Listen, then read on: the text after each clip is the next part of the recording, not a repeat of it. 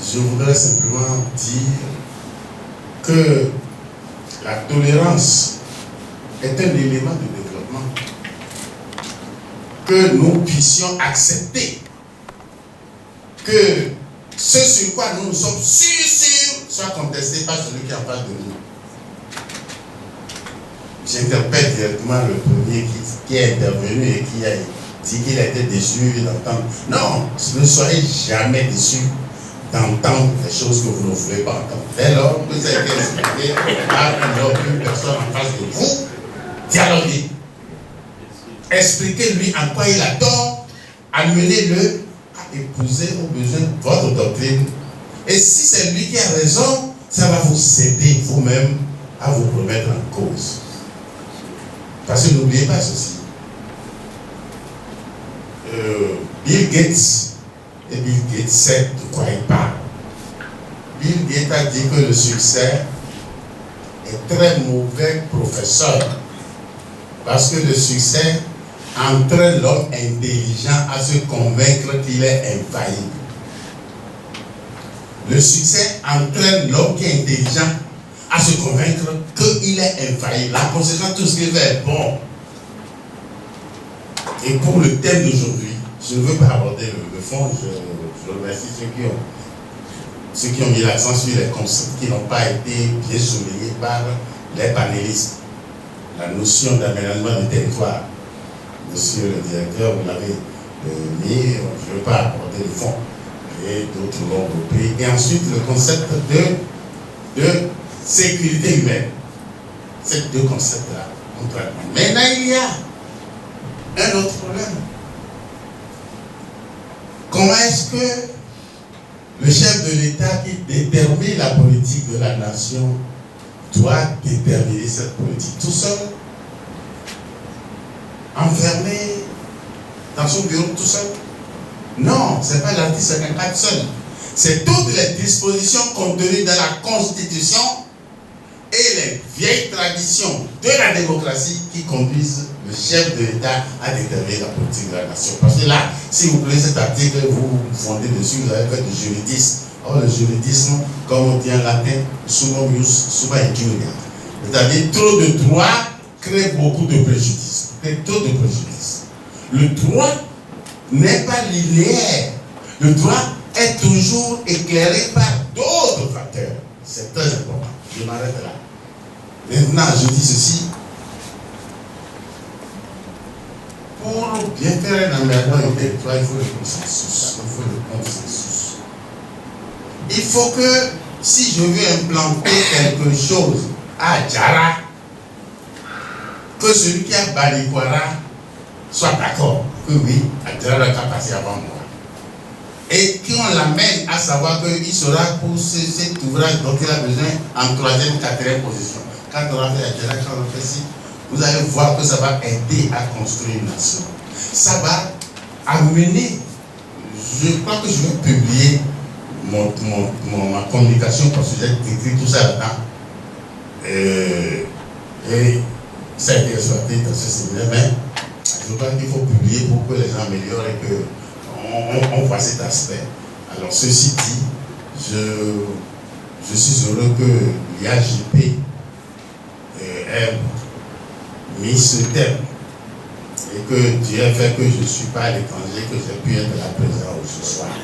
Je voudrais ne pas vous remercier, mais vous expliquer que je suis heureux. Et vous tous, même celui que j'ai pris tout à l'heure, je suis heureux de l'avoir entendu.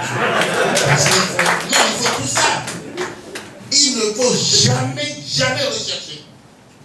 Rechercher rien que ceux qui vont vous louer. Non, jamais. Quand on vous loue trop et tout le monde vous loue, c'est de l'hypocrisie. Et ça crée l'hypocrisie. Parce que la peur sous laquelle on est dirigé, bon, je n'insiste pas pour l'instant, cette peur a créé des hypocrites. Et la technique dont chacun est capable, on n'ose plus marcher sur cette technique. Nous l'avons déjà vécu ici sur la révolution, c'était ça. Vos instructions m'obligeraient. On ne donne plus de solution. Non, on ne donne plus de solution. Mais je me dois de donner deux exemples. que ce que c'est que l'aménagement du territoire. Vous savez que le roi du Maroc, moi je prends le Maroc en exemple de beaucoup de plans. Vous n'entendez jamais le Marocain dire c'est nous les premiers de ceci, c'est nous les ils disent rien. Mais ils avancent. Ils avancent tout doucement. Il faut clignoter vous-même, il faut pénètre. Ils se starent. Et ils avancent. En matière de finances, de banque, assurance, monnaie, ils avancent. Et ils nous disent, vous direz, ça nous les premiers en Afrique. Non, ils se savent, mais ils le font. Mais nous, dès qu'on fait un petit truc, nous sommes les premiers.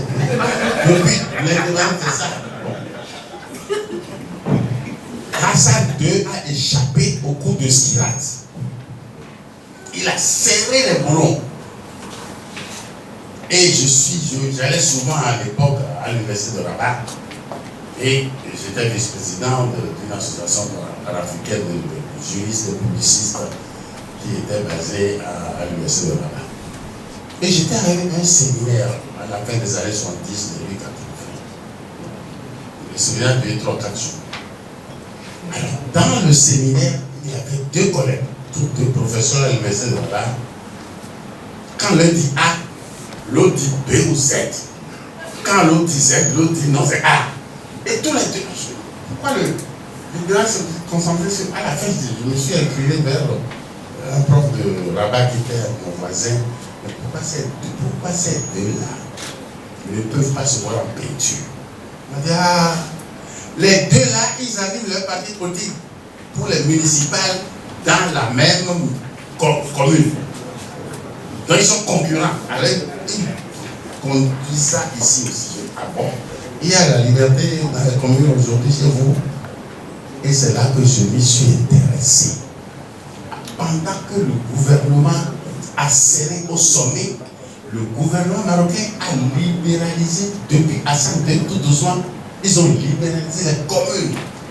À un point tel qu'ils ont voté une loi pour autoriser les communes à aller chercher le financement pour leurs projets.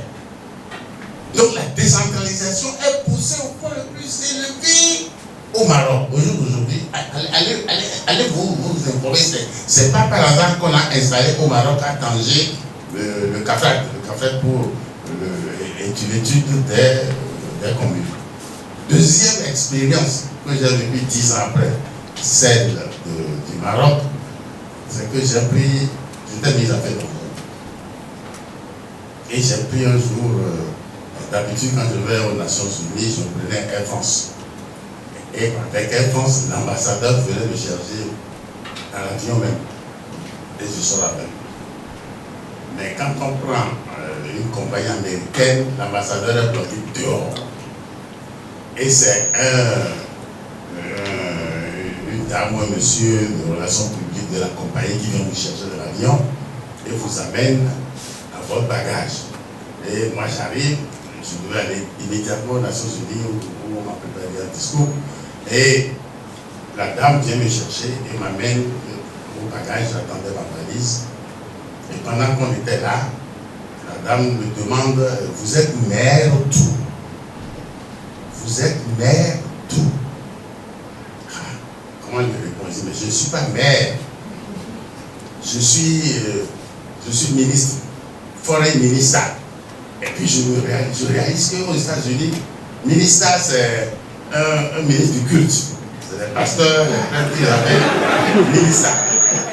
Bon, alors je dis, I'm just like the state secretary of state. Secretary of state, ça. J'ai discuté, elle n'a rien compris. J'ai pour conjuguer les affaires étrangères dans toutes les langues, sur toutes les couleurs, jusqu'à ce qu'elle m'accompagne pour me remettre à l'ambassadeur. Elle n'a strictement rien compris. Pour elle, je suis maire, mais je n'arrive pas à lui situer là où je suis maire. Alors, quand j'arrive chez l'ambassadeur, avec l'ambassadeur, dehors, je pose la question à l'ambassadeur. Je raconte l'histoire à l'ambassadeur. L'ambassadeur dit, mais ici, ils ne connaissent pas leur ministre ni leur président des États-Unis. C'est leur maire. Parce que toute leur vie, école, santé, tout, c'est leur maire. Voilà pourquoi, quand moi je suis j'arrive, on veut m'accueillir, c'est que je suis maire. Merci. Alors ça doit nous faire réfléchir. Ça doit nous faire réfléchir. J'en dis pas plus. Merci.